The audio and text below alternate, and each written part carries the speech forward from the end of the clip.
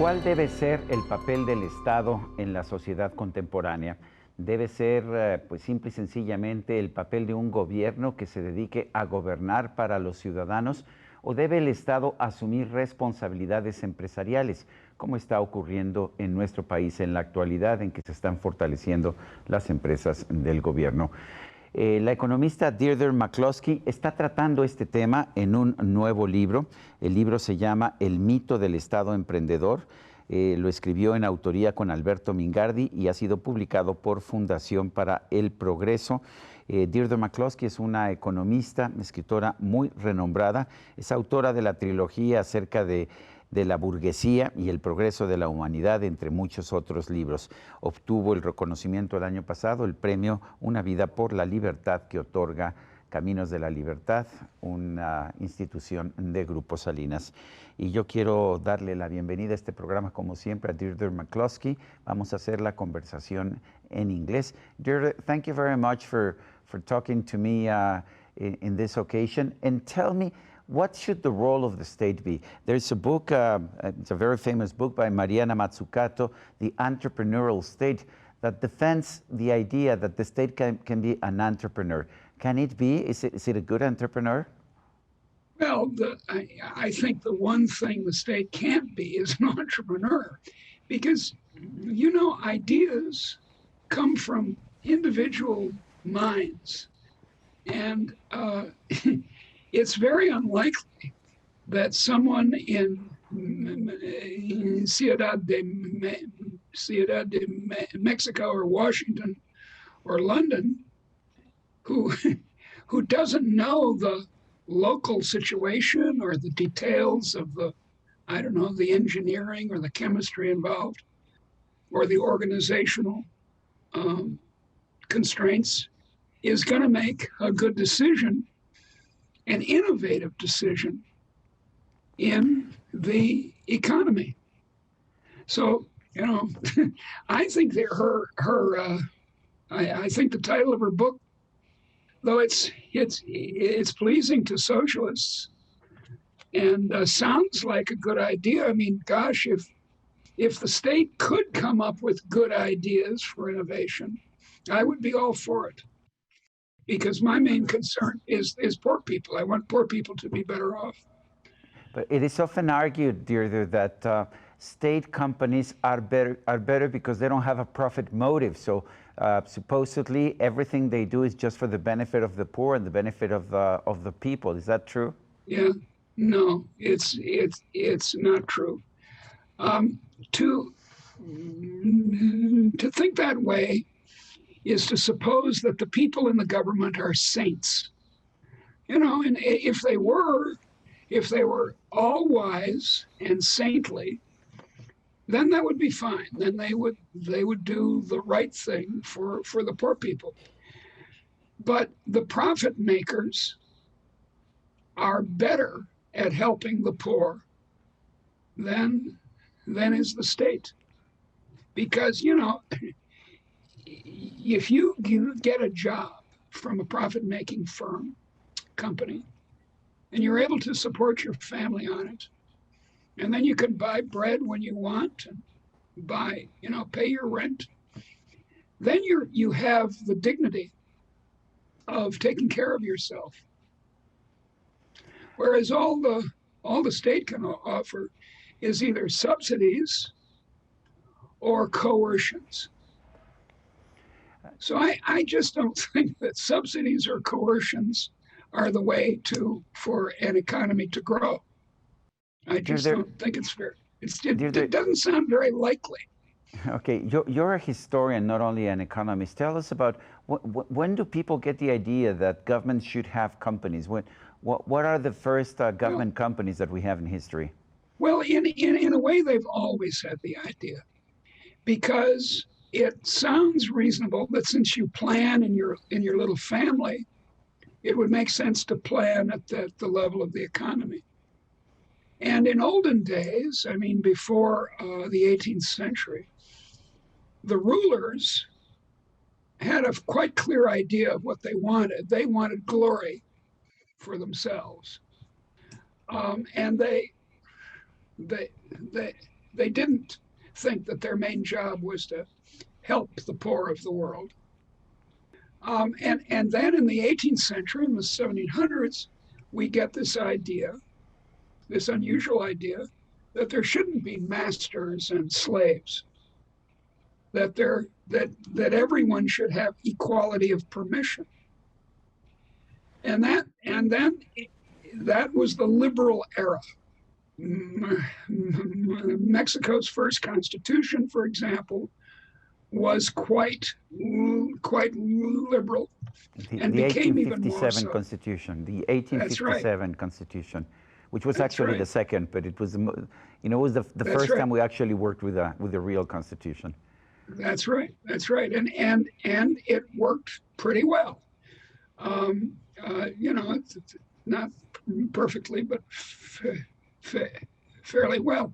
Mm-hmm. Then, in reaction to the liberal era, nationalism and socialism, and if you like that, maybe you'll like National Socialism, as in Germany in the 1930s, came to be the reaction.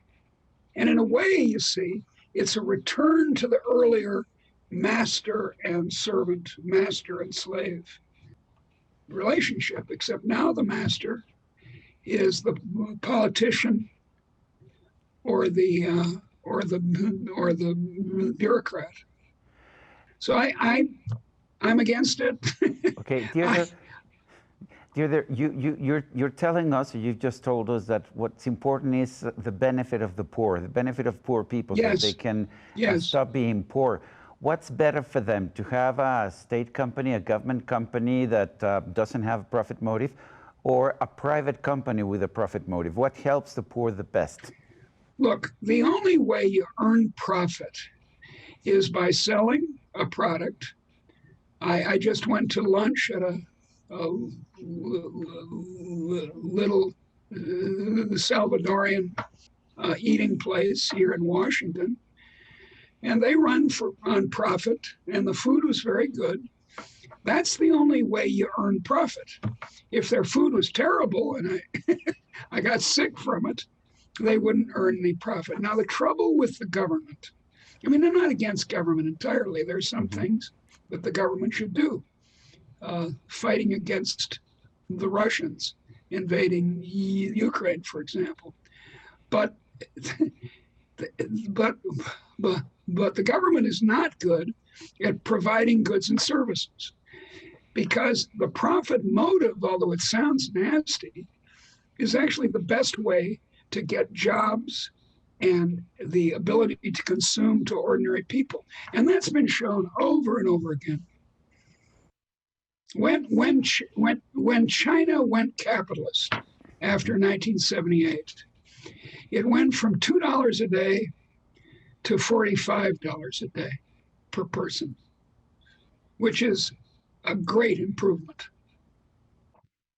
Deirdre, we were talking about Mariana Mazzucato's entrepreneurial state. She claims that there are certain collective productive capacities in society that work better than the individual decisions, the individual capacities. Well, what do you say to that? It's true of some. Look, regulations against COVID, right, infection, have to be done by the state. And although I think they've been overdone, nonetheless, I agree that the state should do it, because an invasion of a germ is like an invasion of Russians.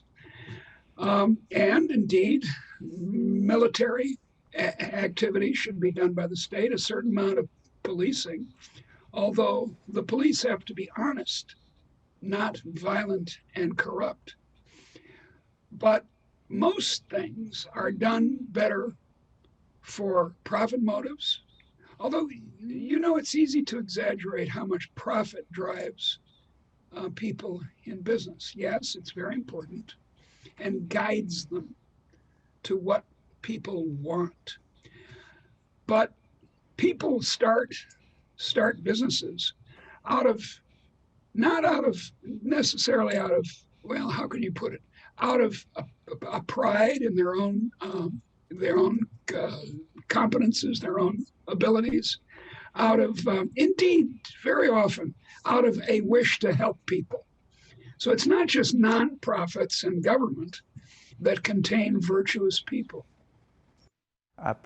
Some economists, some left-leaning economists claim that government companies create more jobs than private companies because they're not concerned about losing money. And they also claim that they don't fire people and that's good for the economy because people keep their jobs. What do you think about that?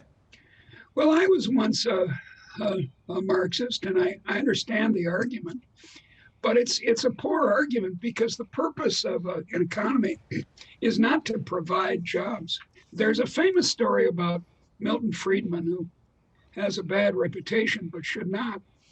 When he went to China first, a Chinese communist official showed him a people digging a big hole, a construction project, where they only had shovels. And Milton said, well, why haven't you got machinery to do it? And the guy said, well, you see, more people work if we just give them shovels and not machinery. And Milton said, aha, I have a way of getting even more jobs. Don't give them shovels, give them teaspoons to move the dirt. And then you'll have 100,000 people on this project. So it's clear that jobs are not the purpose of an economy. Goods and services, good health care, good housing, good food, that's the purpose of an economy. Do you believe that that can be accomplished with private enterprise? Yeah. Now, as I said, there are some things that government needs to do, but there are a lot of things that it does not need to do. A somewhat shocking case, and I don't want to make people unhappy, but our roads. Nowadays, because you can put transponders in automobiles and price the roads, all the roads in Mexico could be private. That is, they could be owned by companies. And that would probably be a better system than relying on the very indirect pressures that politics brings. Now, in a free country like Mexico, there are pressures through politics. If the roads are terrible, the people protest and they get better roads. But the advantage of the profit-making private system is that if a road is bad, it doesn't get any traffic because there's another road that is run by another company and it does a better job.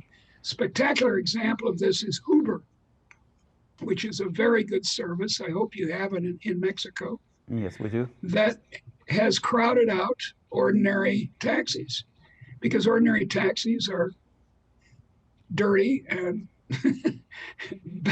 badly maintained and so on and so forth. So we get to choose in the private sphere, whereas the we that gets to choose in the public sphere is very indirect and inefficient. Yeah, I'm in favor of democracy, but it's slow, it's very clumsy, it doesn't focus on, I don't know, the kind of dog food that your dog needs or the kind of housing that you need in this detailed way that a market economy does. Well, Deirdre MacCloskey, economist, thank you very much for this conversation. Well, thank you. I've enjoyed it. Yes. Y a usted, amigo televidente, gracias por escucharnos y gracias por vernos. Y lo invito a leer precisamente el libro El mito del Estado, emprendedor, de Deirdre MacCloskey y Alberto Mingardi. Pero no se lo olvide, nos vemos la próxima.